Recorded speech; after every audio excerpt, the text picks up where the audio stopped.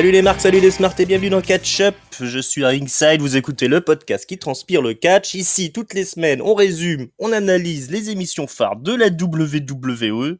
On se retrouve aujourd'hui pour le Go Home Show de Hell in a Cell, le prochain premium live event de la WWE.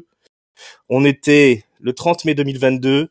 On était au Wells Fargo Arena de Des Moines, la capitale de l'Iowa, qui tiendrait son nom de la présence d'une communauté de trappistes à l'embouchure de la rivière éponyme. Et on va s'attaquer à vous raconter le show rouge. Pour m'accompagner cette semaine, rien de moins que le patron de Catch Up. Le patron Yerem, comment ça va, mon bon? Salut Ringside, ça va très très bien. Tu sais, tu me connais.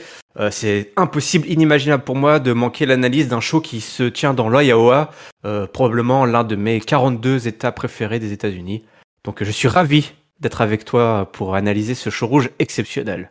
C'est bien pour ça que j'avais lancé l'invitation. Hein. Tu t'as jamais caché ta préférence pour l'Iowa, entre autres États des États-Unis.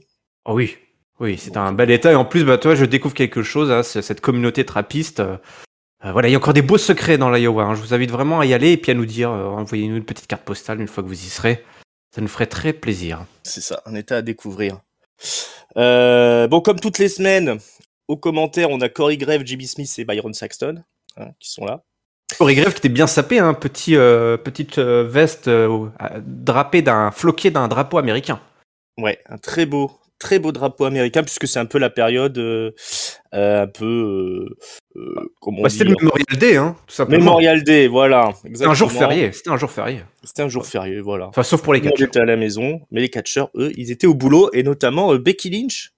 Qui nous reçoit, c'est elle qui démarre le show, qui nous accueille. Welcome to Big Time, nous dit-elle. Et justement, ça fait longtemps qu'elle ne nous avait pas accueilli, cette bonne vieille Becky, parce qu'elle le sentait pas. Elle savait que tout le monde attendait sa chute. On la méritait pas quelque part. C'est un peu ça la conclusion. Elle nous explique que certains collectionnent des timbres, des insectes morts. Elle collectionne les animaux, les ennemis, pardon, les animaux morts. C'est moi qui les collectionne. On apprend des choses sur toi. Je pense qu'il y a un côté un peu autobiographique. Ouais, c'est un lapsus révélateur. Ah oui. Ils sont empaillés. Hein. Tout va bien. Je suis pas un fou. Hein. Je suis pas un psychopathe. Elle nous rappelle avoir abandonné sa ceinture après le Money in the Bank. Vous vous souvenez? C'était il y a 2 ans. Elle l'avait donné à Asuka, sa ceinture. Alors, son plan, c'était qu'Asuka conserve la ceinture jusqu'à ce que Becky revienne. Bah oui. Mais voilà, ça s'est pas passé comme ça. Elle a créé un golem presque avec Asuka, un monstre. Mais elle a pas le temps de finir que la musique, justement, d'Asuka retentit. Asuka débarque. Elle nous rappelle, elle se moque de Becky, elle traite Becky de Big Baby. Personne n'est prêt pour Asuka, nous raconte-t-elle, ni Becky Lynch, ni la championne Bianca Belair, parce qu'on vous rappelle quand même qu'il y a une triple frite qui est prévue à Hell in a Cell, pour le titre de championne de Monday Night Raw entre Asuka, Becky Lynch et bien sûr la championne Bianca Belair. Elle deviendra championne à Hell in a Cell, nous explique Asuka. Ensuite, c'est Bianca Belair qui débarque, évidemment. En gros, elle explique qu'elle perdra pas. Elle est une selle, elle est motivée, elle va battre tout le monde, c'est assez simple. Ça énerve Becky Lynch qui met un petit chip shot, un petit coup en traître à Bianca, c'est la bagarre. Becky est malmenée, elle est éjectée à l'extérieur du ring par Bianca Belair, et puis elle se prend un petit coup aussi par Asuka, un petit coup de fesse comme ça.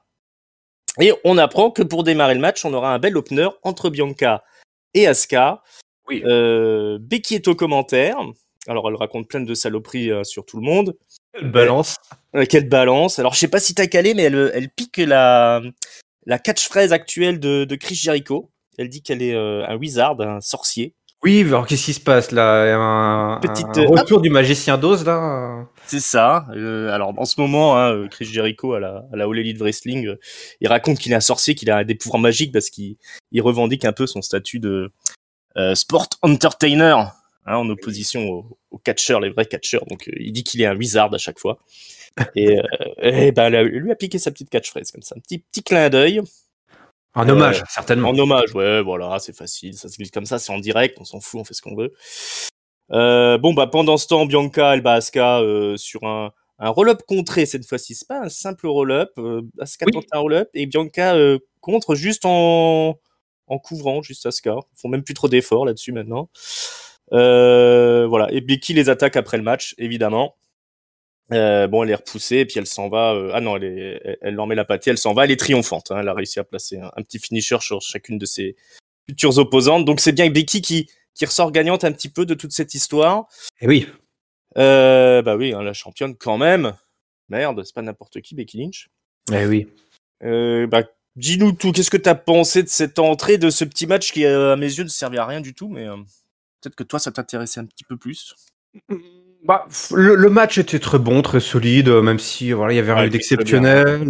Tout le monde a fait son boulot. C'est toujours appréciable d'avoir un tel opener. Franchement, là, c'est très agréable de commencer là-dessus. J'étais assez étonné qu'on ait une victoire assez clean finalement quand même de Bianca Belair sur Asuka, même si c'est sur du roll-up, mais bon, quand même, il n'y a pas eu énormément d'interventions parce que ce qui était intéressant dans ce match, tu as relevé un des commentaires de Becky qui rendait hommage à l'un des plus grands catcheurs de la All Elite Wrestling. Mais Becky, à un moment donné, elle explique que elle veut que les deux filles se mettent sur la tronche. Elle veut que le match dure pour que justement elles arrivent essoufflées, blessées. Intelligent. Oui, qu'elle ne soit pas au top de sa forme. Donc j'ai aimé ce côté psychologique, parce que qu'on retrouve rarement. Hein. Les catcheurs, on leur demande pas forcément d'avoir un QI très élevé, mais rarement un heel arrive à s'empêcher, à se retenir et intervient dans le match, alors qu'effectivement, il pourrait tout à fait laisser ses futurs opposants se fatiguer à la tâche pour aller après les cueillir le dimanche soir. Mais oui. Donc là, Becky, une fois de plus, non seulement elle est forte, elle est belle, mais en plus elle est très intelligente. Donc pas vraiment d'intervention. Alors, elle aurait pu, on va dire, pour un petit peu plus rajouter un peu de mettre un petit peu de sauce sur ce match, j'aurais pu, par exemple, intervenir quand même. Par exemple, tu sais, imaginons une tentative de tomber et puis elle prend la jambe d'Asuka puis elle la pose sur la corde, tu sais, pour que le match dure un peu. Des petites choses comme ça aurait été histoire de dynamiser un petit peu le match. Mais voilà, autrement, le match était solide. Là, par contre, je suis un petit peu embêté, mon bon Ringside. Tu vas me dire ce que t'en penses. C'est du côté d'Asuka. Asuka, je trouve que elle est revenue un petit peu comme on l'avait, comme elle était partie. Ouais, il y a zéro évolution. Hein. Ah ouais, son gimmick de ouin et de, toi, elle fait, voilà, elle se moque, elle fait un peu, elle est très loufoque quoi, mais un peu hystérique. Et puis elle nous ressort ses catchphrases. Personne n'est prête pour Asuka, mais c'est un peu vieilli quoi. Entre temps, il y a pas mal de filles qui lui ont roulé dessus quand même. Enfin, roulé. Ouais. Le mot est fort, mais voilà, on n'est plus dans ce côté invincibilité qui va faire tomber Asuka. Donc, j'aimerais bien, voilà. Moi, je sais pas ce que t'en penses, mais j'aimerais bien qu'Asuka se renouvelle trouve un petit truc quoi. Toi, qu'elle se renouvelle un petit peu. Je sais pas ce que t'en penses. C'est sûr qu'elle a le même costume, les mêmes catchphrases. Elle a rajouté le truc Big Baby, puis elle fait semblant de pleurer. Elle danse un peu. Donc effectivement, ça fait un petit peu réchauffer face à Becky Lynch qui se renouvelle toutes les semaines, quoi. Hein. Là, elle avait encore on n'a pas parlé de son costume, mais c'était encore assez exceptionnel. Hein. Elle avait des petites lames de miroir là, sur son gilet, c'était assez incroyable. Ah bah les trois étaient plutôt bien sapés hein, quand elles étaient, tu sais, alors effectivement, Asuka avait toujours son costume traditionnel, mais les trois étaient bien sapés. Hein, les filles sont bien sapées. C'est la Fashion Week toutes les semaines. Toutes les semaines, la Fashion Week. Après, Asuka, elle reste quand même très populaire auprès du public. Oui. Je trouve qu'ils ont quand même réussi avec elle ce qu'ils n'ont pas réussi avec Nakamura. Hein. C'est-à-dire d'avoir une japonaise qui est toujours populaire et qui a quand même ce statut un petit peu de star parce que quand elle arrive, ça pop hein, quand même. Ouais. Et derrière, surtout, elle assure les matchs et puis elle arrive à se réintégrer dans la title picture. Hein. On peut éventuellement l'avoir gagné à Hell in a Cell, ça reste probable.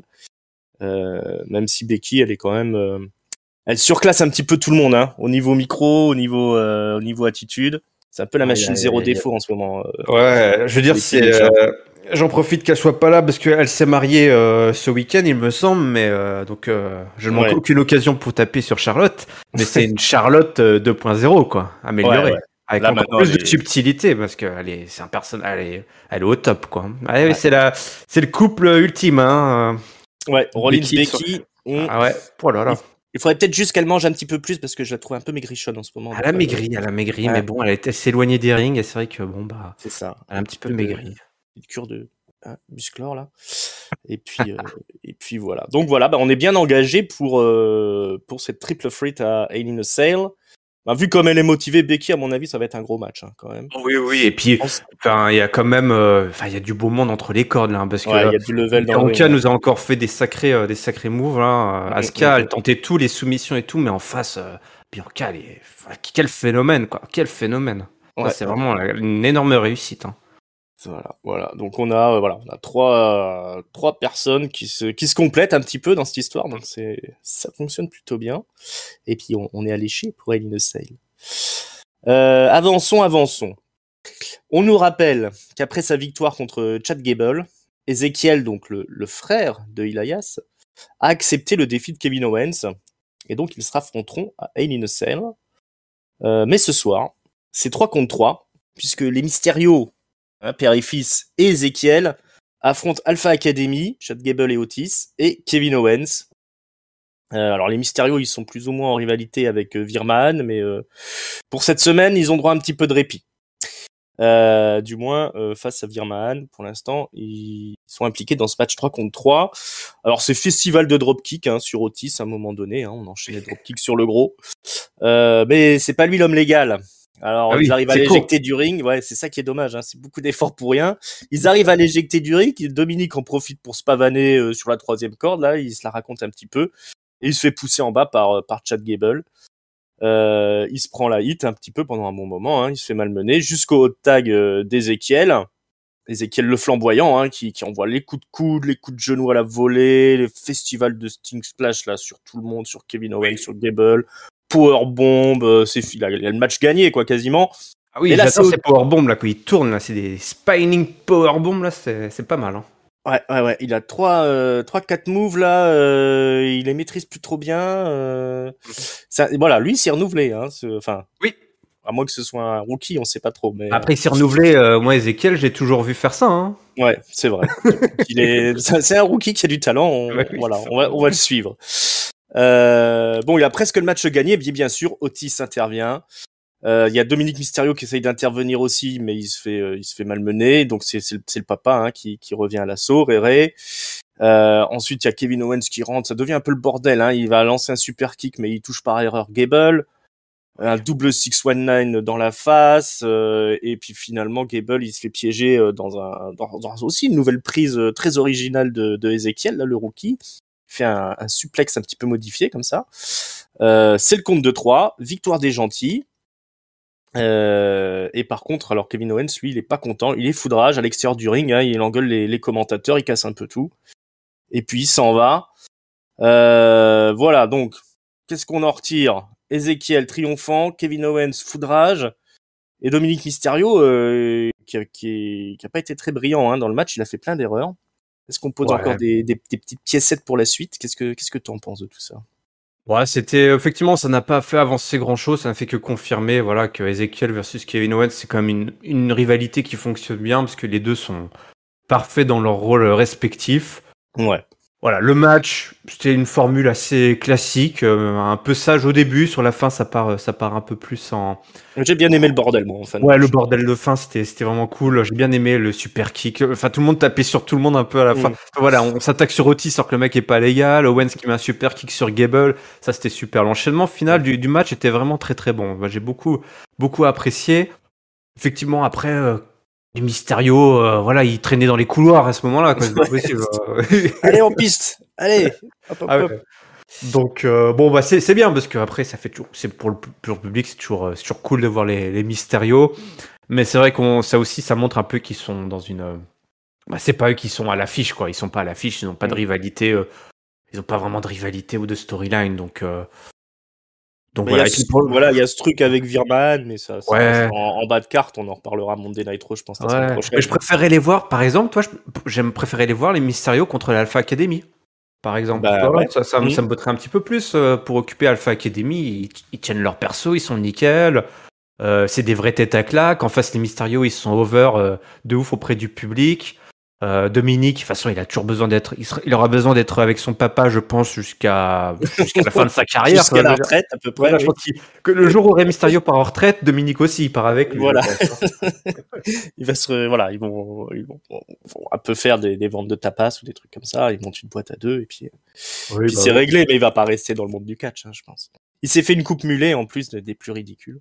Ah ouais, toi, il est déjà has-been en plus. Mais bon.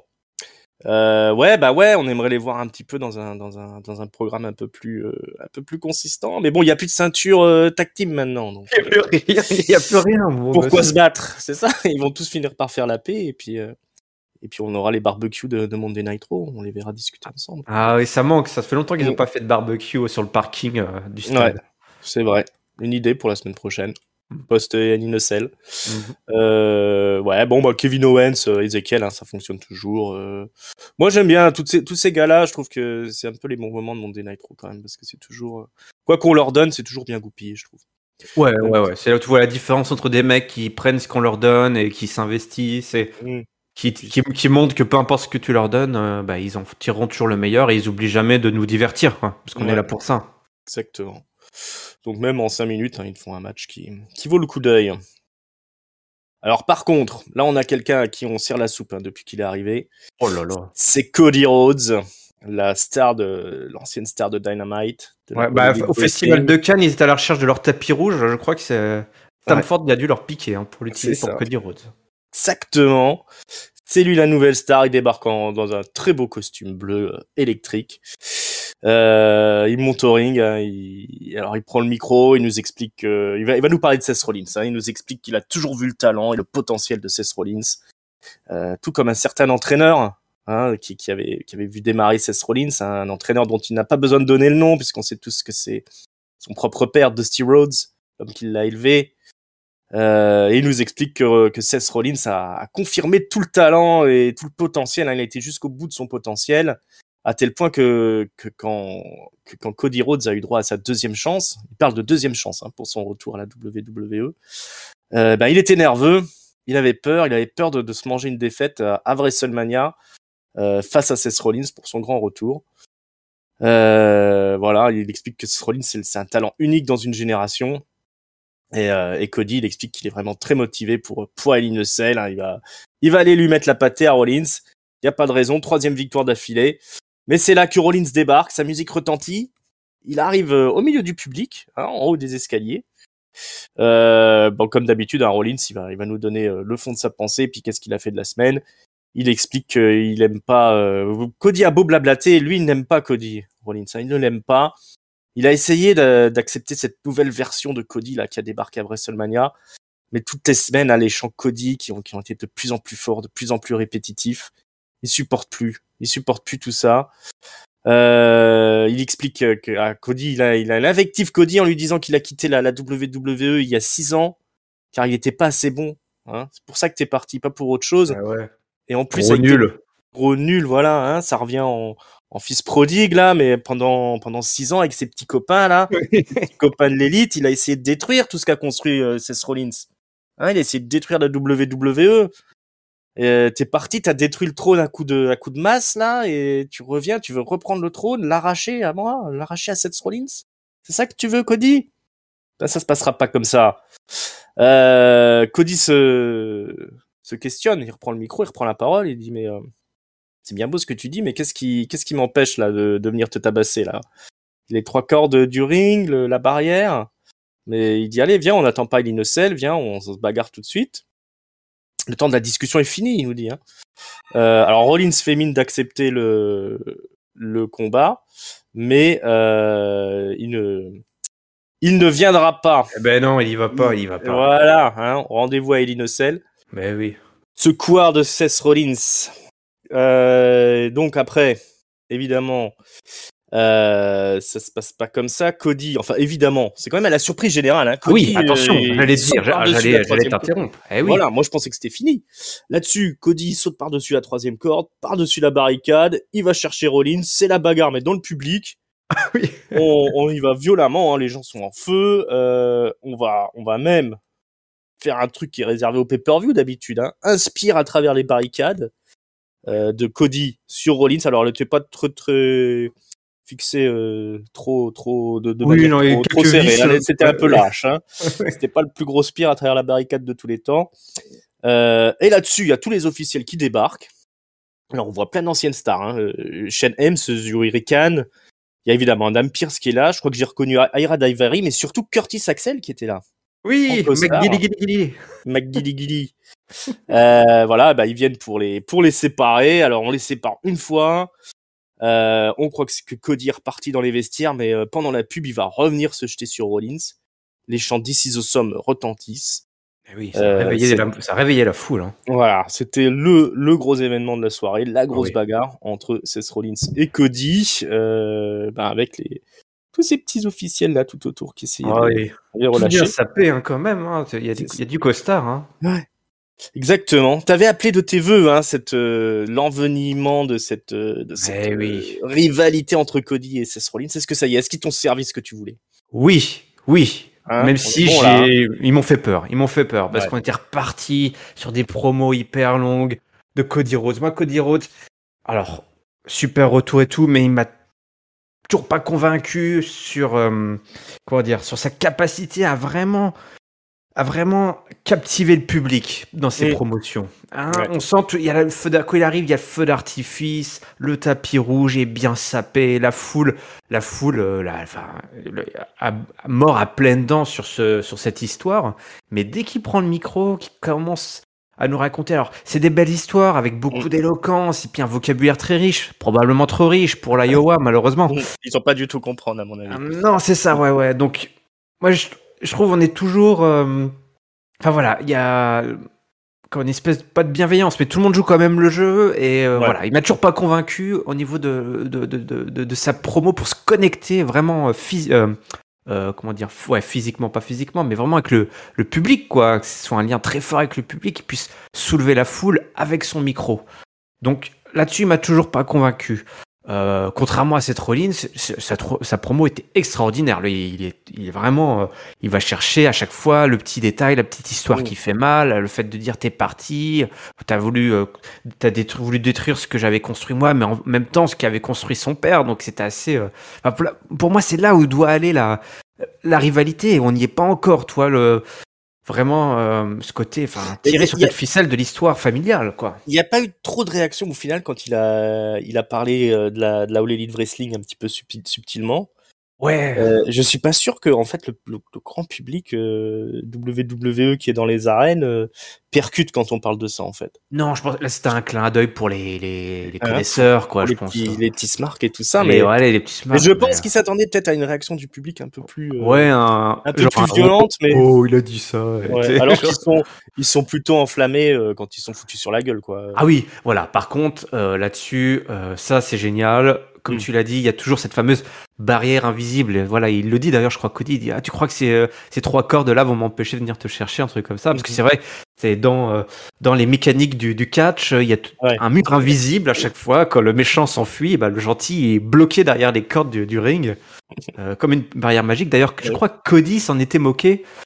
Qu'il était parti à la All Elite Wrestling, il y avait pas mal de taquets qui étaient donnés à la. Toutes les petites règles de catch télé, hein, ils aimaient bien Ils aimaient bien faire des petits taquets. D'ailleurs, il y a aussi une petite mention au trône. Je crois Seth Rollins a parlé du fameux trône que Cody avait brisé lors du premier pay-per-view là, en mimiquant l'entrée de Triple H. Donc voilà, et voilà, c'est devenu enfin physique, ça se met sur la tronche. C'est ça, c'était super, on s'y attendait pas, ça va dans le public, c'est le bordel, ça c'est télévisuel, ça voilà, ça c'est du go home show, ça c'est une direction Hell in a Cell, c'est une rivalité qui est parfaite pour les deux, vraiment là-dessus, c'était le meilleur choix à faire pour Cody Rhodes. Seth Rollins est un dieu vivant du catch. Cody Rhodes, il est parfait là il est dans il est mis dans du velours. Donc il en profite et il le sait, hein, dans ses interviews il en parle, il est très content là d'être, il a bien raison d'être en rivalité avec Seth Rollins. Et pour moi, je balance maintenant, mais pour moi ça aurait dû tout simplement être le main event. Ça aurait dû se terminer là-dessus, notre Monday Night Raw, tout simplement. Exactement. Ça c'était une séquence de main event. Maintenant Est-ce qui se passe sur la télé, peut-être dans les autres chaînes, il y a du basket encore. Sûrement un truc comme ça. En tout cas, ça fait un moment que la 3e heure, c'est plus trop considéré comme le main event parce qu'effectivement tout le monde va se coucher, etc. Et donc il y a beaucoup moins de monde qui regarde. Donc après, quand tu veux te faire valoir auprès de tes sponsors, etc., tu gaspilles pas tes superstars dans la 3e heure parce que tu sais qu'ils vont pas faire un score mirobolant. Ouais, c'est vrai que nous on s'en rend pas compte parce qu'on on n'a pas le programme télé sous les yeux des Américains, mais c'est vrai que du coup, moi je vois ça, je me suis dit, waouh, je sais pas ce que tu en as pensé, mais vraiment le fait qu'ils se mettent sur la tronche, c'était vraiment le truc qu'il fallait avant le pay-per-view, quoi. Ouais, exactement. Oui, bah là, de toute façon, elle a été faite aux petits oignons, cette petite histoire entre les deux. Donc voilà, c'était le segment qu'il fallait. On est content de voir Cody aussi bien traité. Alors c'est sûr que ça va nous faire un haut et un bas dans le Monday Night Raw. Hein. Ça, c'est dommage. Mais oui, là, après, c'est la descente, mes amis. Après, c'est la descente. Là, on a touché le point culminant. Mais bon, ça, c'est le problème de Raw, hein, c'est que c'est trop long, hein, de toute façon.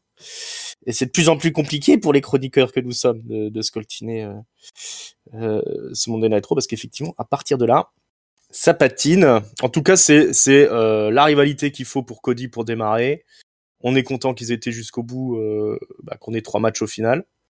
Même si c'était pas gagné dès le départ, mais voilà, chaque semaine ils ont fait ce qu'il fallait. Fallait que ça se termine là par cette grosse bagarre. Il y aurait eu juste de la discussion micro, ça aurait été trop sec. Donc ils savent ce qu'ils font. Il faut que Cody il aille jusqu'à Roman Reigns hein, quand même. Donc même s'il est hyper populaire, oui, il faut quand même le travailler encore un petit peu. Hein. Comme tu dis, au micro il arrive pas encore à capter la foule comme le fait maintenant Roman Reigns ou comme le faisait par exemple un John Cena. Hein. Il va falloir faire encore un petit peu plus, mais on ne doute pas qu'avec l'aide d'un Seth Rollins... Faut qu'il se connecte avec le public. Là, il est vraiment dans son monde, il raconte son histoire, son ressenti, ces choses. C'est très auto-centré. Et du coup, le public est un peu perdu. En plus, il met trop de jolis mots. Il y a plus de 3 syllabes dans chacun de ces mots. Là. va falloir qu'il se débarrasse complètement de son passif All Elite Wrestling, son passif ses indépendances. Ça, maintenant, c'est digéré, il faut passer à autre chose. Les gens, les fans de WWE, ils veulent de la WWE, ils veulent pas savoir ce qui s'est passé au Japon ou dans d'autres fédés que eux ne regardent pas, hein, de toute façon. Voilà, allez, on est hypé quand même pour ce alors ce sera dans la cage, hein. Bah oui. Hein. On en reparlera de toute façon dans le gros pré-show bientôt en ligne, hein. On vous annonce le gros pré-show, ce sera pour la fin de semaine. Ouais. Pour l'instant, Alexa Bliss qui arrive au ring est sponsorisée par la bière Corona. Hein. Oui. Il passait pas des vieilles pubs, des choses comme ça, j'ai pas très bien compris. Ouais. Non, il passait des images du Money in the Bank 2000. Enfin, quand elle avait gagné le Money in the Bank en 2018, je crois. 2018, ouais, c'était ça. Voilà, on était contents de revoir tout ça. Elle avait gagné la ceinture hein, le même soir, souvenez-vous. Elle avait caché tout de suite. Ce soir, elle affronte Doudrop, accompagnée de Nikki H, hein, ta préférée, Guirem. Oui. Voilà, donc il y a un petit match. Il y a une Vader Bomb qui est esquivée, hein, qui est tentée par Doudrop, esquivée par Alexa Bliss qui monte sur le coin du ring. Là, il y a Nikki qui essaye d'intervenir, mais Alexa s'en débarrasse d'un coup de pied dans la face. Twisted Bliss, et c'est la victoire d'Alexa Bliss.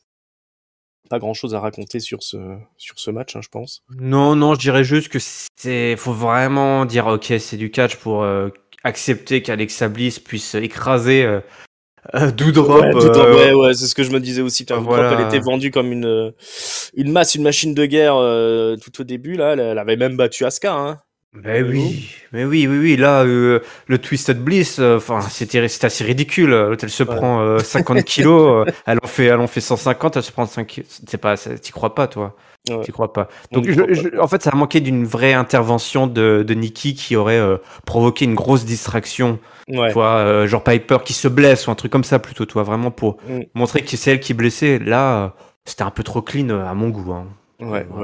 Puis même l'intervention de Nikki, elle était pas très bien filmée. On avait l'impression qu'elle glissait, qu'elle tombait sur le pied d'Alexa Bliss. C'était pas, pas très bien exécuté. Faut qu'elle laisse tomber le costume de super-héroïne. C'est ça. Ça glisse trop. Il faut passer à autre chose. Les badass écossaises, là, on veut les voir. Là. On veut voir ça, nous. Voilà, on veut la voir revenir dans son mode de psychopathe là. Ouais. Voilà. Bon, de toute façon, le retour d'Alexa Bliss, ce sera pour les semaines prochaines. Hein. Je suppose qu'ils mettent ça de côté. Il y a de la place chez les filles en ce moment, de toute façon. On nous rappelle que Lashley affrontera Omos et MVP dans un handicap match à Hell in a Cell.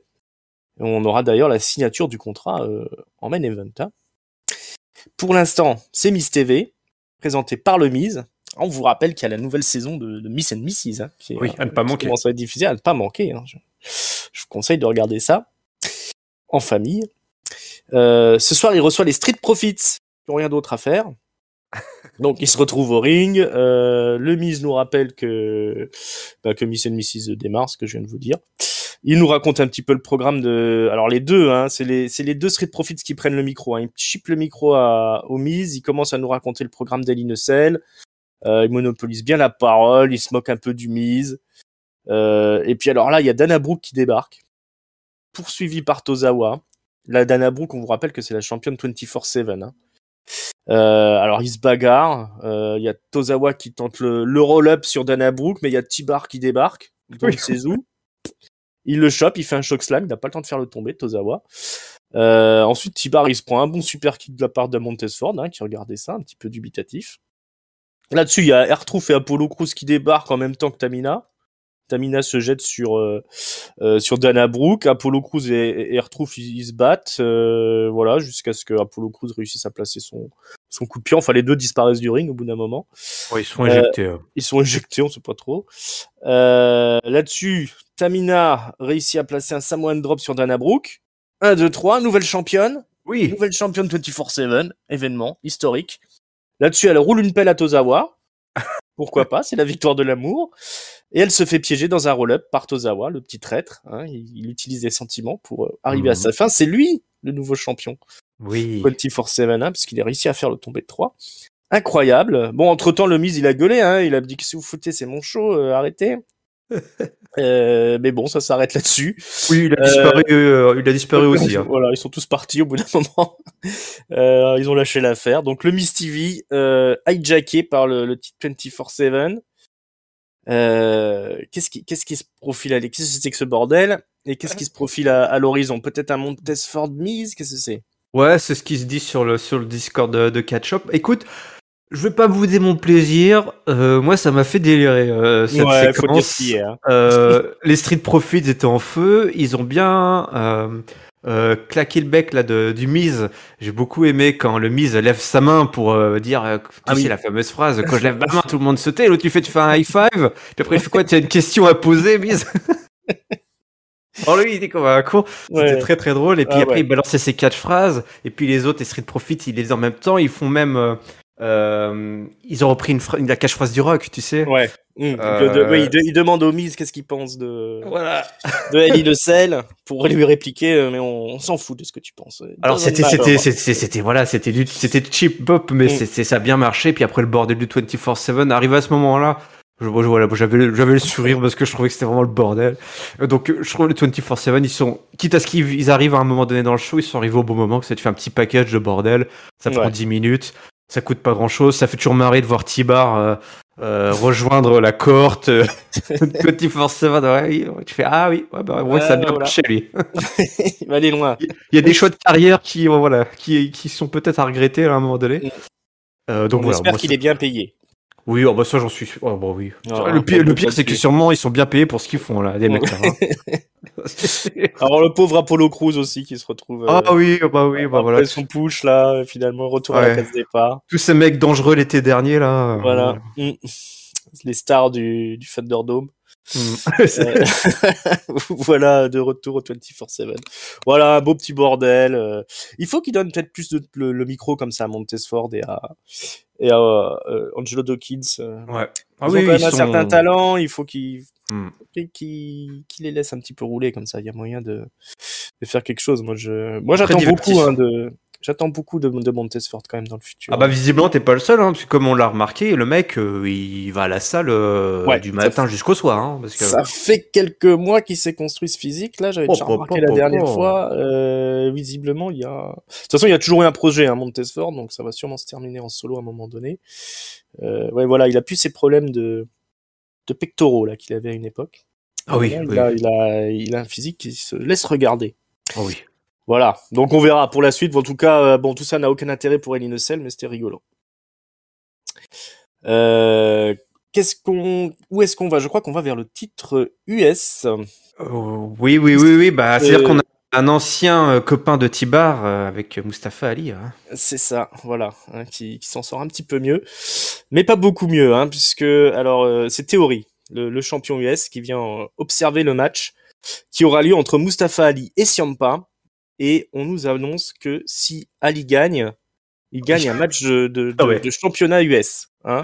Les matchs contender à WWE, c'est de pire en pire, quoi. C'est n'importe quoi. C'est soit t'as un match contre le champion, soit t'as un match, mais il y en a qu'un des deux qui peut avoir un. C'est ça. Ciampa, il vient pour rien. Oui, c'est ça. Qui gagne ou qui perd, ça ne change rien pour lui. Voilà. Il a même plus le droit à une entrée. Voilà, l'ancien champion NXT. Alors, il y a un match qui est assez bref, très rapide. Il y a, et bon, pour une raison qu'on n'a pas trop compris, Theory interfère dans le match. Du coup, disqualification de Ciampa. Il avait une stratégie. Ouais, il avait une stratégie. On va tout vous expliquer. Theory attrape Mustafa Ali, il l'envoie violemment dans le poteau. Il prend le micro, il s'agenouille là devant Ali, à ses côtés, et il explique qu'une victoire par disqualification, c'est un peu une victoire de lâche, hein, certains diraient. mais une victoire, c'est une victoire. Hein. Donc il est grand prince et il accorde à Ali son match pour le titre US. Et pas plus tard que maintenant. Voilà, donc après la pub, on se retrouve avec un Ali sonné, un arbitre qui lui dit t'es sûr tu veux faire le match? Je veux faire le match. Ali finit par accepter parce que c'est un héros. Combattant, oui, justicier. Et voilà, et donc le match est lancé. Alors, au retour de pub, on entendait des chants CM Punk. Ah bon Attends, non, mais ça c'est parce que t'as dû regarder tu as encore des mémoires, la mémoire qui te joue des tours, t'as dû regarder le pay-per-view de la E-Dub, c'est pas possible. Peut-être ça, des résonances dans mes oreilles. Mais ça s'arrête assez vite parce que l'action reprend. Hein. Je pense que on a gazé ceux qui chantaient, on les a gazés. Les stades de France sont arrivés, l'équipe de sécurité. le PC a envoyé. Darmanin a envoyé ici. Attends, Darmanin était dans la Iowa ce soir-là. Voilà, je pense que les gens ils sont restés à regarder Theory et Ali pendant 15 minutes, le temps de la pub. Effectivement, il y avait de quoi s'agacer, vu qu'il devait rien se passer. Donc après on a le match. Joli petit match, mais enfin même pas joli petit match. Ouais, c'est très petit match. Ouais. Il y a eu 2 coups. Theory gagne rapidement là avec son finisher. Il fait son petit selfie. Ah oui. Toujours. Mais là, il y a Adam Pearce qui débarque et qui lui dit au lieu de faire tes selfies, tu ferais mieux de vérifier tes textos. Oui, hein, ça c'était pas mal ça. Car voilà, même si Vince McMahon a été impressionné, Vince McMahon le grand patron, hein, oui, rappelons-le, qui prend sous son aile Theory depuis qu'il est arrivé.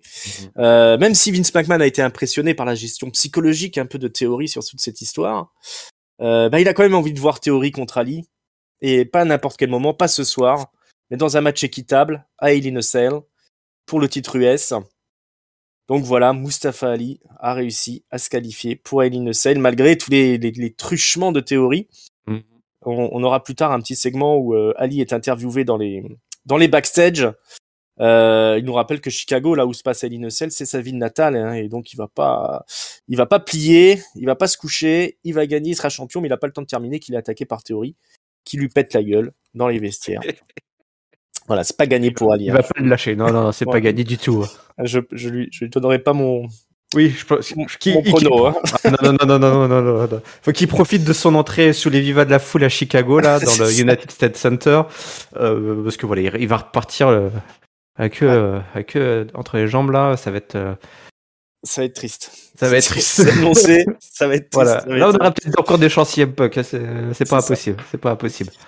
Alors c'est drôle parce que t'avais, je crois, un des commentateurs, je sais plus si c'était Byron Saxton ou quoi, qui disait que regardez Mustafa Ali, il se plaint jamais malgré tous les soucis qu'il a, alors qu'il a passé sa carrière à se plaindre, hein, qu'il vient de demander sa démission, etc. Le roi du hashtag. Du hashtag libérez-moi, etc. Le prisonnier de guerre. Quoi. Ouais. Bon, il a dit que ça allait mieux maintenant. Hein. Il a dit, il s'intéresse moins à ce qui se passe, donc. Voilà, faut lâcher. Il prend le salaire et puis voilà, quand il a été suspendu, ou mis de côté, il a Est-ce que ces mecs doivent comprendre hein. Voilà, arrêtez de vous casser la tête. D'ailleurs, on voit qu'il va plus trop à la salle, hein. Il est plus non, plus trop carré comme avant, mais bon, il a pas besoin de trop se casser la tête. Bon, dans l'absolu, qu'est-ce que t'as pensé de ce retour du titre US là qu'on n'avait pas vu depuis un moment? C'est bien, surtout que On est content. Theory, je trouve que c'est un excellent porteur. Voilà, d'ailleurs, il se fait appeler quand il se fait introduire, c'est le plus jeune champion US de l'histoire de la WWE.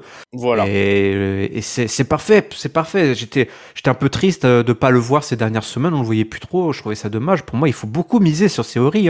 Il faut beaucoup miser sur lui. Et ce mec, il a du talent à revendre. C'est une tête à claque pas possible. Il est très bon entre les cordes, il est jeune, enfin voilà, c'est ce qu'on veut, c'est ce que la WWE, c'est ce qu'ils veulent à Stamford, ils veulent des jeunes qui captent le public, qui sont bons entre les cordes et sur qui ils peuvent miser sur les 10, 15, 20 prochaines années. Et là, Theory, il est tout ça, donc non, Theory, c'est super, pour moi, ça m'a fait très plaisir de le revoir, et en plus, alors là, pour faire plaisir à tout le monde, un match dans un pay-per-view avec le titre US qui sera défendu. Je crois qu'il faut aller dans les archives là pour retrouver la dernière fois où un titre secondaire a été. C'était pas cette année. Certainement pas. Peut-être à l'époque du Thunderdome justement. Mais... Ouais. Parce que le retour en grâce du titre US avec Theory. Ouais, bon, moi je te rejoins, comme tu dis, c'est l'avenir, Theory. Oui. Clairement, faut miser sur lui, donc faut pas hésiter à nous le montrer un petit peu. Il y a tout à faire avec lui. De toute façon, il peut tout faire. On a déjà vu à NXT, il peut faire de la comédie, il apprend vite. Il peut faire le gentil, il apprend vite. Et puis ça risque d'être, alors quand même, s'il leur laisse du temps, s'il les laisse se dérouler, ça peut être un match énorme entre les deux. Oui, surtout dans l'ambiance de Chicago avec Ali. Enfin, c'est quand même deux super catcheurs. Ali, c'est un vétéran. Ouais, maintenant il sait ce qu'il fait. Il a toujours, c'est un spécialiste des shows de tournée, tu sais. Donc, c'est un spécialiste de mettre l'ambiance à la foule. Donc, il a accepté de sa place et qu'il est content d'être là. Ils peuvent vraiment nous proposer un super match à Chicago entre les deux là pour titre US. 10 bonnes minutes là, ça bien, toi. Bien gaulé, ça peut vraiment être un bon petit show. Ouais. Ça peut être un show stealer. Pourquoi pas. Et pourquoi pas. Alice fait démonter comme personne. C'est le pro du, comment on appelle ça, le losing effort. Ah oui. Donc voilà, attendez-vous à des étoiles s'il y a le temps, mais sinon, ils peuvent aussi torcher le temps. Oui, ça peut aussi durer 30 secondes. Ça peut être dans le pré-show et puis dans le kick-off et puis voilà, on restera sur notre fin. Mais bon, c'est l'occasion de briller pour les deux. S'ils veulent épater la galerie, c'est parti. Maintenant. Ouais, voilà. Allez, retour dans le main event. Riddle et Nakamura dans les vestiaires, ils sont motivés. Parce qu'on vous l'a pas rappelé, mais ce soir, il y a du lourd. Il y a de l'enjeu. Il y a un championship contenders match pour le championnat tag team unifié des Usos. Riddle, qui est orphelin de Randy Orton, s'est accoquiné avec Nakamura. Il va chercher sa vengeance, parce que Nakamura, lui, il a perdu Rick Boogs dans l'histoire. Tous deux ont été blessés par les Usos dans des matchs contre les Usos. Donc c'est parti. Ce soir, ils vont s'affronter. Si Riddle et Nakamura gagnent, ils auront un titre, un shot pour le titre tag team. Alors qu'on nous rappelle en parallèle que, on nous informe, parce que je sais pas si t'es au courant, mais il y a un premium live event de NXT 2.0 samedi soir. Oui, ils en ont passé au moins 3-4 plâtrés de pub là pendant tout donc c'était difficile de le manquer. Ouais. In your house. In your house. On en reparlera dans le pré-show. Il faudra que je me renseigne sur ce qui se passe là-bas parce que. Ouais, il va falloir un peu se salir les mains. Là, je pense. C'est ça. Ouais. Il y a un effort à faire. La catastrophe, NXT 2.0. Mais c'est pas grave. Pour ce soir, c'est les Usos qui se foutent sur la gueule. Un enchaînement de near fall avec Riddle et Nakamura, comme d'habitude. Ils savent ce qu'ils font. Ils savent ce qu'ils font. Les Jimmy Uso prend la trottinette de Riddle et l'attaque avec sa trottinette. Oui. Sous les yeux de l'arbitre. Oui, c'est cette histoire. Oh oui, alors c'est pas le plus intelligent des deux, ça c'est sûr. Alors, c'est pas, voilà. C'est pas Qu'est-ce qu'il a fait? Alors là, franchement, c'était ridicule. Disqualifié. Roman Reigns n'était pas là, alors c'est lui qui a le cerveau dans l'histoire. Les deux autres, ils savent que faire n'importe quoi. Aïe. Donc disqualification. Voilà. Alors on se débarrasse de Nakamura, on l'envoie par-dessus la barricade assez mollement. Et puis on se prépare pour un double splash sur Riddle, mais alors Nakamura est déjà de retour, il envoie un coup de pied sur Jimmy qui était en haut du poteau là, qui tombe. Et Riddle, il va aller choper Jay pour un super RKO depuis le coin du ring. Boum badaboum, les Usos battent en retraite. Les Riddle et Nakamura, dont on trouvera un nom bientôt pour les deux, se pavanent dans le ring. Au final, je sais pas s'ils ont gagné leur title shot ou pas. Bah, ils étaient, aux commentateurs, ils étaient pas trop sûrs. T'avais, je crois, Chorégraphe qui disait, bon, avoir, comme s'il y a eu la DQ de la trottinette, visiblement, ça devrait être bon pour eux. Ouais, mais c'est pas sûr, tout dépend. C'est pas marqué dans les notes, quoi. Voilà. Le show a dû être écrit. La fin Pas du le show a dû post-it, être... non? Je vais Voilà. regarder. Je merde. Je veux pas trop m'avancer, je veux pas dire de conneries. Parce qu'après, sur Twitter, il va se prendre des monceaux de merde. Là, donc non. Bon, bah voilà, hein, Riddle Nakamura, les Usos. Normalement, c'est ce qui se passe à SmackDown, hein, ça, plutôt. C'est transporté à transposer à Monday Monday qui Night est où, mon bon X-Side, voilà, c'est le bordel, hein. Ouais. Voilà, l'histoire qui avance. Alors, là, il y avait de l'ambiance, hein, les gens étaient à fond. Ouais. Ils sont populaires, hein, Riddle, Nakamura, voilà, il se réveille un petit peu, c'est pas encore il y avait un peu plus d'intensité. On est passé de 0 à 1,5 sur 10 en termes d'intensité sur l'échelle de Richter de Nakamura, parce que c'est pas impossible qu'il plie la jambe pour mettre des coups de genou bientôt, hein. Mais je parlerai pas là-dessus. Il y a une belle séquence, ouais, oui, mais à Kinshasa, à Jey ou Jimmy là qui revenait dans le ring, qui était en train de s'élancer dans les cordes pour faire un dive, et il se fait sécher. C'était la suite logique, hein. Ils arrivent à se frayer un chemin vers le championnat, les deux. Oui, voilà, ça occupe, c'est pas mal. Riddle, faut le garder là aussi au show, ça marche plutôt bien. Ouais. Les petits hommages à Randy, ça fonctionne toujours. Donc, de la façon, on est dans une situation un peu particulière avec cette unification des titres là qui fait qu'on se retrouve avec. On a beaucoup misé sur ces deux équipes, les RK Bro et les Usos. Du coup, on garde Riddle, on lui colle Nakamura. Bon, ça va marcher, ça va vraiment être de la transition là, jusqu'à la suite qui va être assez ouvert, hein, du coup, après. Hein. Ouais, on avait un peu l'impression que le timing était pas là, quoi, pour ce match. C'était pas vraiment le moment, je sais pas. Ouais, c'était pas. On aurait pu avoir ça à SmackDown plutôt. Oui, c'est vrai que, puis cette stipule un peu étrange. C'était un peu. Même pas sûr qu'il y avait vraiment besoin de rajouter une stipule au match, tu vois. Tu pouvais tout à fait leur donner le match à la fin, toi, parce que les autres. Toi, avec la DQ de la trottinette, ça aurait suffi comme prétexte pour dire, vous voulez pas vous battre, vous avez peur, je sais pas quoi, match pay-per-view. Mais ce truc de contenders match, hein, on ne cesse de le dire, mais ça sert à rien du tout. On se répète comme des vieux, mais ils veulent pas, ils nous écoutent pas. Ils comprennent pas. Ils ont l'air de nous narguer comme ça. Regardez, on vous a fait un petit contenders match. WWE qui nargue ses fans? Non, voyons. C'est pas le genre de la maison, ça. On joue jamais sur la frustration. Donc la suite au prochain numéro pour toute cette belle histoire. Judgment Day.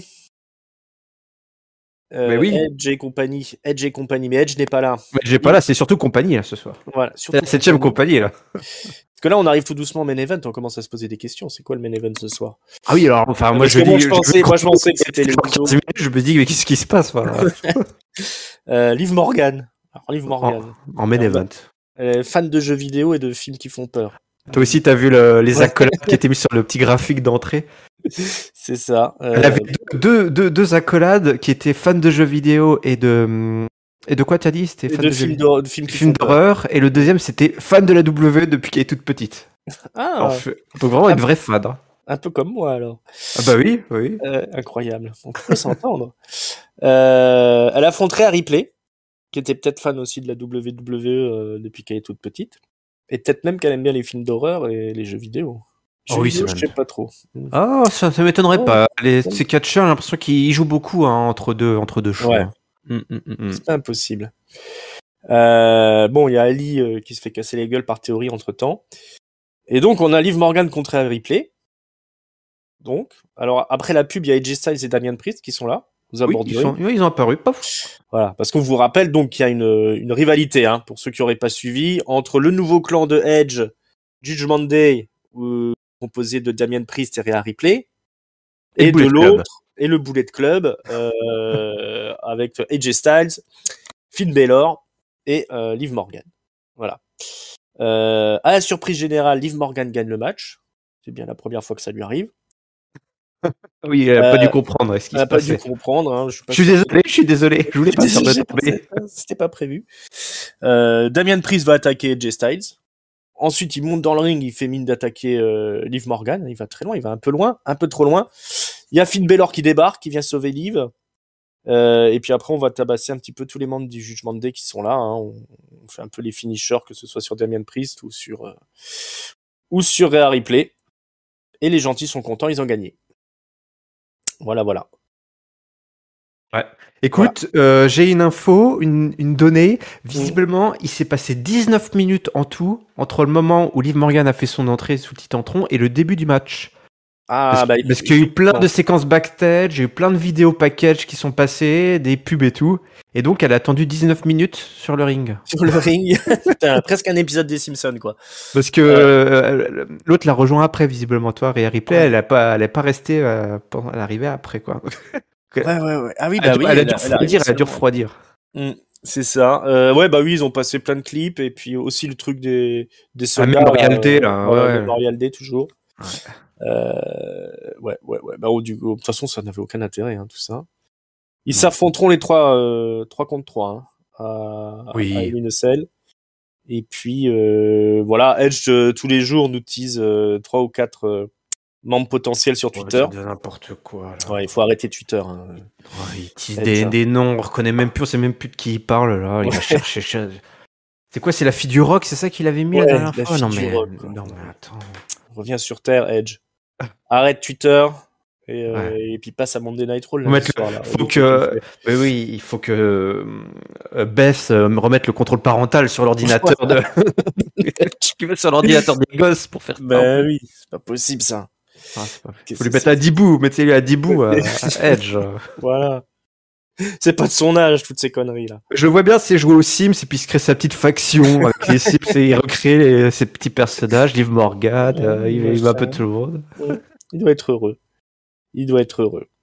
C'est quand même pas terrible pour hyper le match de Hell in a Cell. Hein. Non, l'absence de Edge était assez notable quand même. Enfin, c'est un peu dommage. Il avait sûrement ses raisons que la raison ignore là, mais c'était un petit peu dommage. Et puis, je vois qu'en plus le fin du match, moi j'aime Liv Morgan qui bat Rhea Ripley.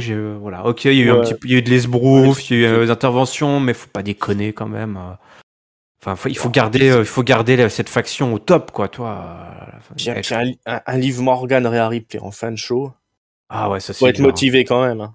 Ouais, c'est dur. Hein. On les aime bien toutes les deux, mais pas là, quoi. C'est pas le moment, quoi. Non. Bon bah voilà, hein, c'était pas le pic de Monday Night Raw. Alors, est-ce qu'on aura mieux dans notre main event, finalement, que la signature de contrat pour un match handicap, où il n'y a pas de ceinture en jeu, hein, mais c'est pas grave, on va quand même signer un contrat, entre donc Bobby Lashley, hein, l'ancien champion, le géant Omos, comme on dit, et son manager MVP, l'ancien manager de Lashley, hein, qui s'est retourné contre Lashley. Et donc, il va devoir scoltiner les deux, Lashley, hein, parce qu'il a perdu contre MVP la semaine dernière, suite à des tricheries, etc. Donc, les deux prennent place autour de la fameuse table de la WWE, là, qu'on dirait qu'elle est sale tout le temps, mais c'est juste un effet artistique. Donc voilà, MVP dit à Bobby Lashley, t'étais rien sans moi, tu m'as trahi. Lashley dit, mais non, j'étais déjà quelqu'un sans toi, t'étais mon ami. MVP lui dit, mais t'étais mon frère. Non, toi, t'étais mon frère. Toi, t'étais mon frère. T'étais plus mon frère. Ta gueule est signe, hein, lui dit MVP au bout d'un moment. Lashley dit, ah non, c'est comme ça. Ah, bravo. Et puis après, MVP, une fois que tout est signé, il dit, mais maintenant que tout est signé, que tout est carré, pourquoi attendre dimanche, hein? Bah oui, après tout. On fait la bagarre tout de suite. Alors Omos, il se lève un peu lentement. Lashley décide à se lever aussi au bout d'un moment. On jette la table par-dessus la troisième corde. On va se tenter de se foutre dessus. Là, il y a un peu des gens qui arrivent. C'est le bordel. Sécurité. On fait place nette. On se retrouve parce que Omos il vire toute la sécurité. Lashley aussi de son côté. Oui, puis alors, ça me fait marrer parce que les deux mecs ont envie de se mettre sur la tronche, mais ils ont fait ça de façon C'était très mal fait, hein. précieuse. Ouais, et hop, ils Ouais. prenaient la. Attends, tiens, Homos, excuse-moi, tu peux m'aider à porter la table, s'il te plaît? Voilà, on va d'abord on enlève les chaises. Ah bah attends, il y a la Attends, sécurité qui arrive, on les prend. Il y en attends, a je un. soulève. Toi, vas-y, Mm, baisse-toi. c'est ça. Attends, hop, C'est un moi je prends déménagement, lui, tu quoi. prends lequel? Le blond, moi je prends le. Voilà. Donc on se retrouve quand même au face-à-face Omas, Lashley, hein, les deux dans le ring. Alors il reste quand même un fauteuil, hein. Ils ont pas réussi à l'enlever celui-là. C'est un peu dommage. Ça va pour s'attaquer, puis paf, il y a quelqu'un qui attaque Lashley dans le genou en traite dans le dos. C'est Cédric Alexander Mais oui. qui a toujours pas compris que il faisait plus partie de comment ça s'appelait leur tag team là les Les. Ah je ne mince. sais plus. Ah, Alors, j'ai même oublié le nom, tu vois. Mais bon, Ah lui, il ouais. y croit encore. Bon, il se fait éjecter assez rapidement par Lashley. Lashley qui va se manger un big boot d'Omas. Omas va chercher une table. Il la met dans le coin du ring.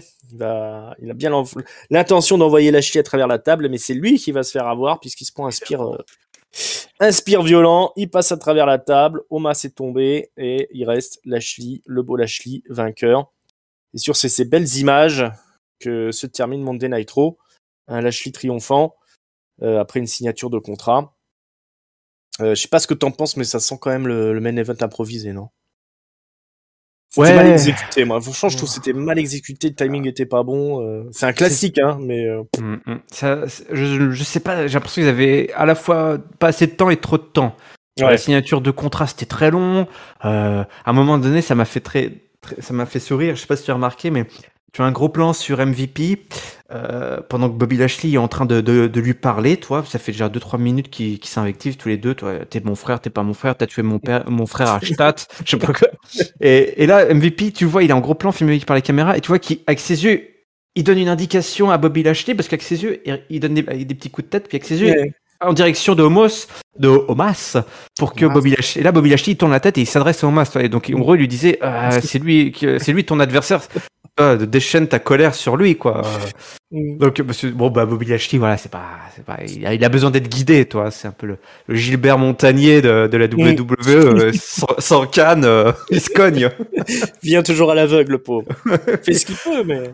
Oui, donc, voilà, alors, ça se termine en bordel, donc ça c'est bien pour Bobby Lashley, mais c'est vrai que cette séquence de signature de contrat, où ils disent, oh, t'étais mon frère, tu m'as trahi. Non, c'est toi qui m'as trahi, j'avais pas besoin de toi. Non, c'est moi qui avais pas besoin de toi.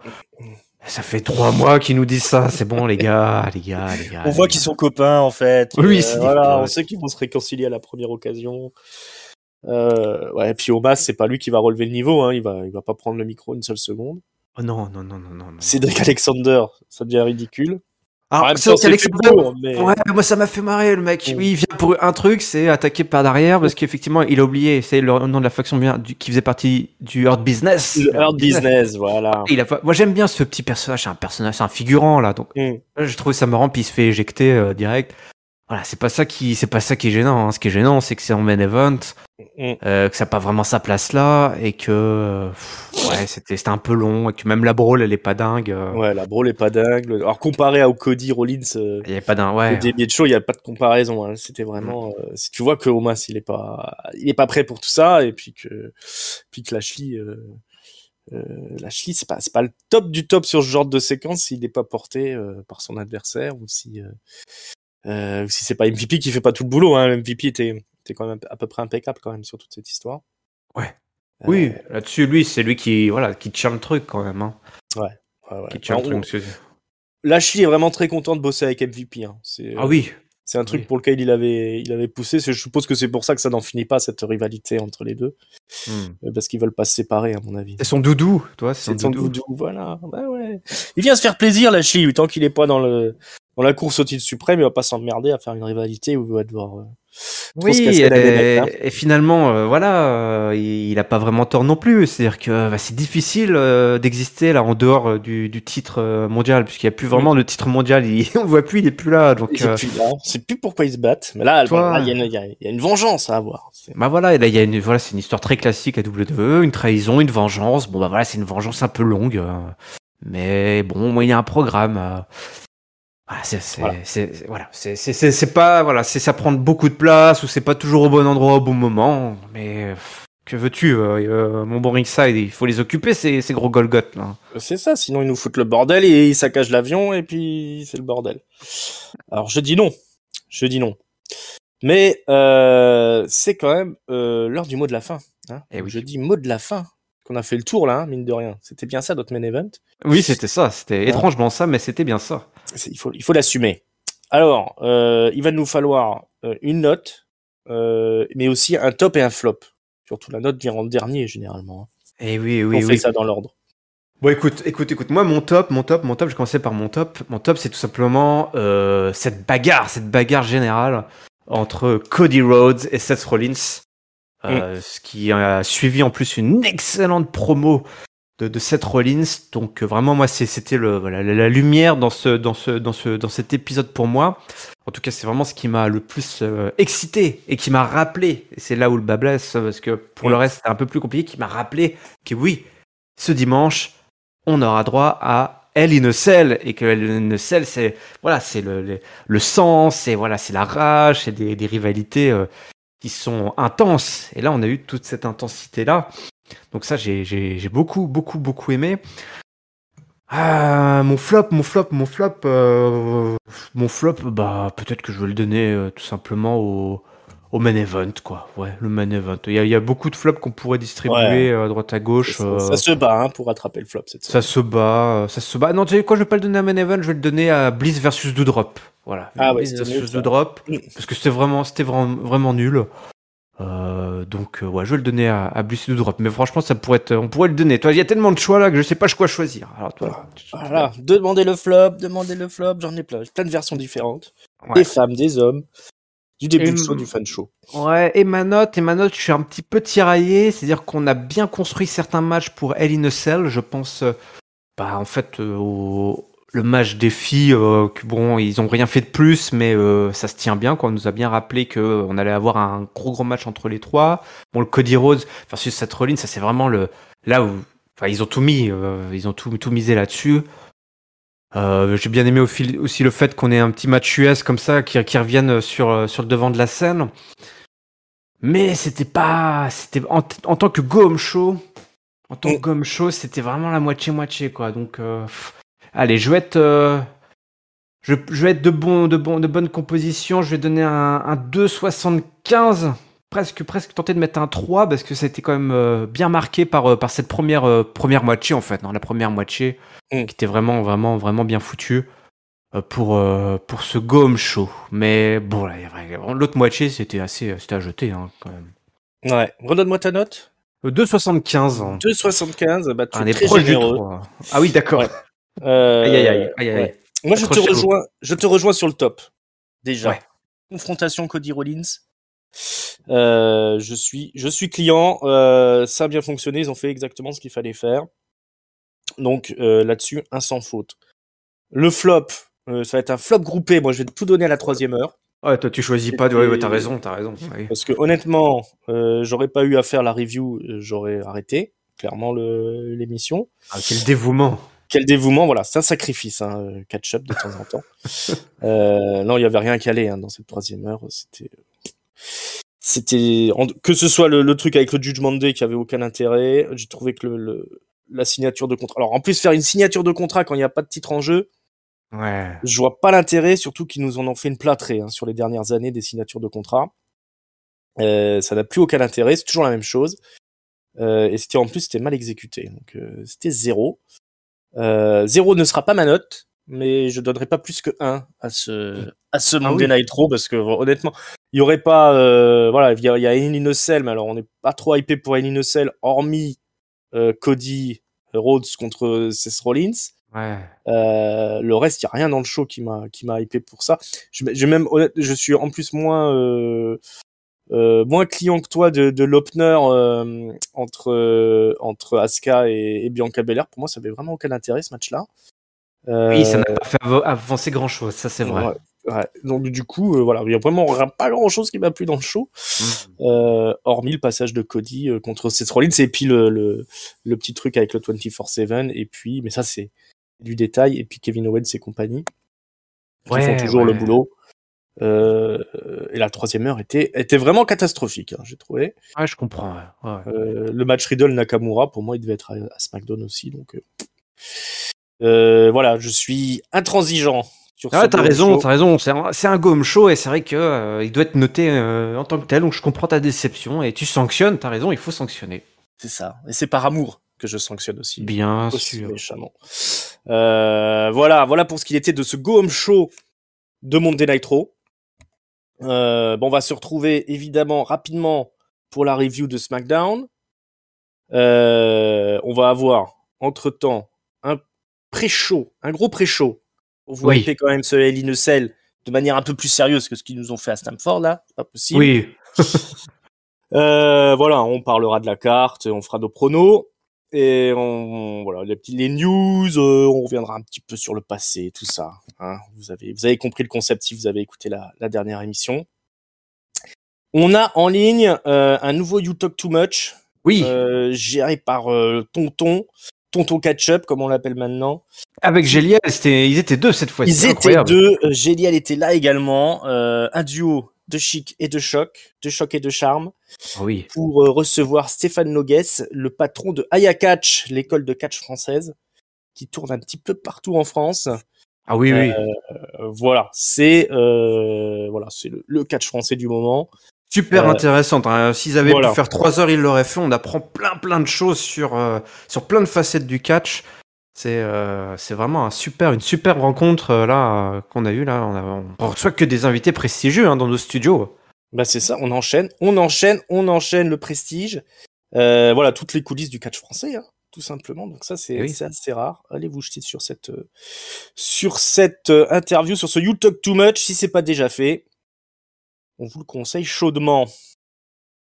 Voilà, qu'est-ce qu'on a d'autre? On a toujours toutes nos archives en ligne. Hein. On vous rappelle qu'on est sur toutes les bonnes plateformes de podcast, hein, de toute façon. On est même sur clapping.tv, c'est ça? Oui, tout à fait. Sur YouTube. Si c'est pas déjà fait, n'hésitez pas à vous abonner et à cliquer sur la petite cloche pour être averti dès qu'on sort un nouveau contenu. Tout ça, c'est gratos. Hein, gratos. Oui, même y compris l'inflation, voilà, y compris en ces temps d'inflation. Ouais. Ça reste zéro, incroyable. Il y en a qui ont demandé à ce qu'on se mette genre 1 euro, un truc comme ça. J'ai dit non. Bah non, t'es arrivé. On reste gratos. Toutes les comment on appelle ça là, les réseaux sociaux, on est dessus aussi. Hein, on est sur Twitter @catchupcdc, Facebook, ça n'en finit pas. Comment ça s'appelle là? Instagram, Instagram, la folie. CDC, pareil, oui. Ouais, si vous voulez discuter avec nous, hein, vous êtes sur Discord, on est là, il y a une invite qui est dans la description, hein, sur la chaîne YouTube. Paf, vous cliquez dessus, bam, vous arrivez chez nous, paf, on discute. Pim poum badaboum. Pim poum badaboum, voilà, tout ça. Et tout ça pour rien, c'est gratos. Voilà, je crois que j'ai fait le tour là-dessus. Oh oui. Hein, on est pas mal. On est bien. Voilà, mon bon Yerem, merci beaucoup d'être venu. Hein, de rien, toujours un plaisir d'être avec toi, mon bon Rickside, là pour ce Monday Nitro qui était, ma foi, très intéressant à décortiquer. Ouais, exactement. Alors toujours un plaisir effectivement de reviewer ça avec toi, un plaisir trop rare mais toujours partagé. Oh oui. Et on espère que ça vous a plu, vous, à écouter autant que nous à enregistrer.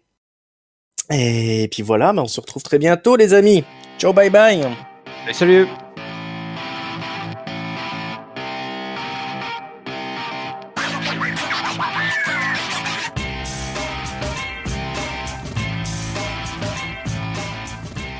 Comment on arrête l'enregistrement? Il faut tout simplement, faut gazer le. Craig. Faut gazer Craig. Tu gazes. Gazez, monsieur.